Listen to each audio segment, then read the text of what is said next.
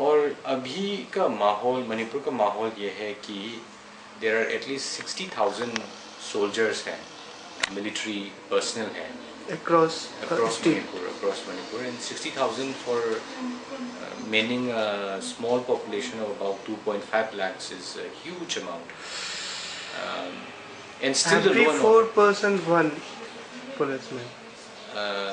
Yeah, maybe every 40% there is one army man. Yeah, central paramilitary or the 2.5 lakh population. Yeah, 2.5. Yeah.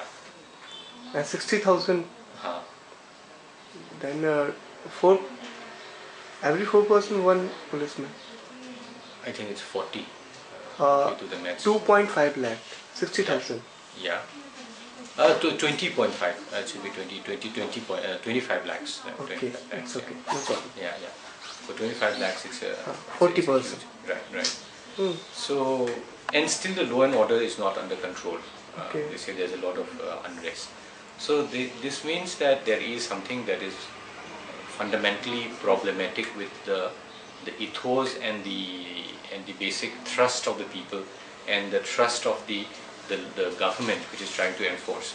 So there is a certain disharmony here, and this disharmony is trying to be, there's an effort to suppress the aspirations and upsurge of the people using this very brutal military force which is very violent.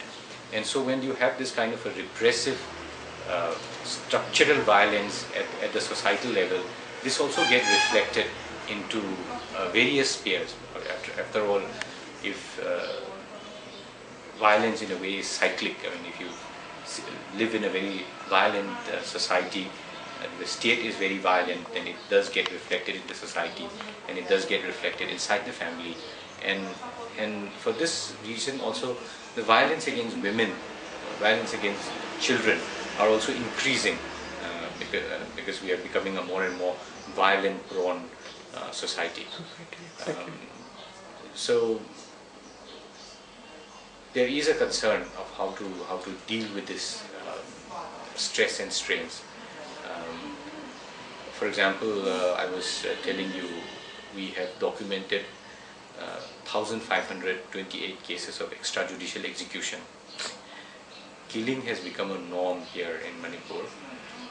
Whenever, because of this law called the Armed Forces Special Powers Act, which gives the military the power to kill someone on suspicion, it has become really the norm of dealing with any kind of a crisis. So if they catch hold of a young man, and if they, for some reason, they suspect that he might belong to one of the underground groups, they just bump them off. Whereas this, in the case of Bayan Singh, who killed Indira Gandhi, he got a trial and the matter was taken up to the court. Or even, what is this guy's name from Mumbai attack?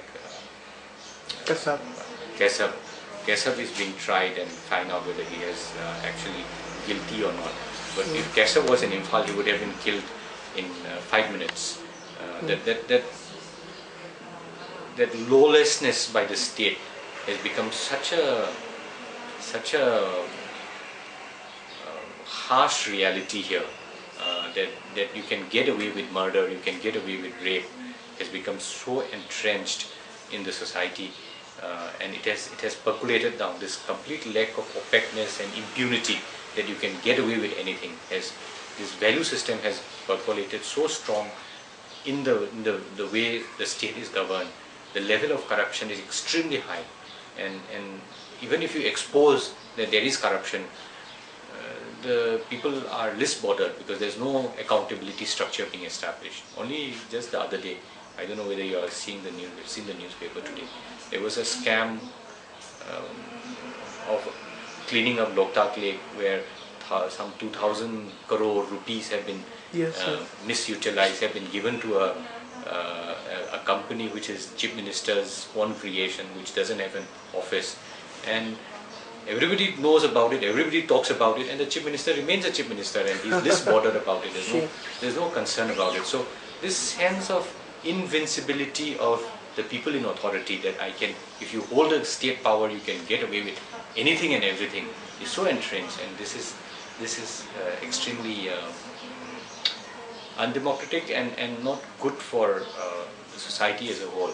And so long as the Chief Minister can, you know, can maintain his relationship with Madam Sonia Gandhi through all the brokers in New Delhi, he will be the Chief Minister, irrespective of what the people think, what the people say, how popular he is.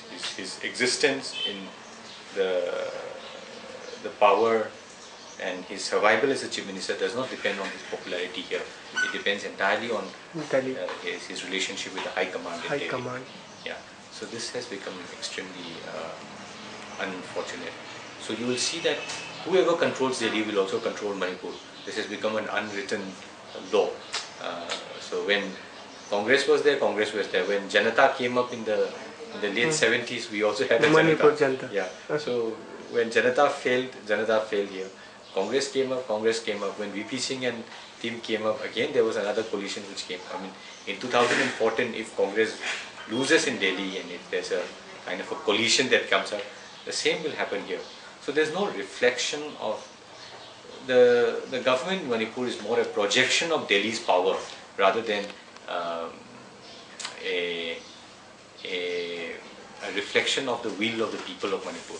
So the government has become a completely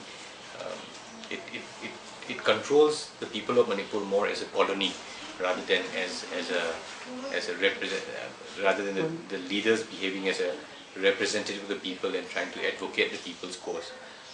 So whenever Ivo gets tired, he said, then you come and rule. And so that's what he says to the central leadership. So he's ruling on behalf of the leadership in the center to control the people in Manipur.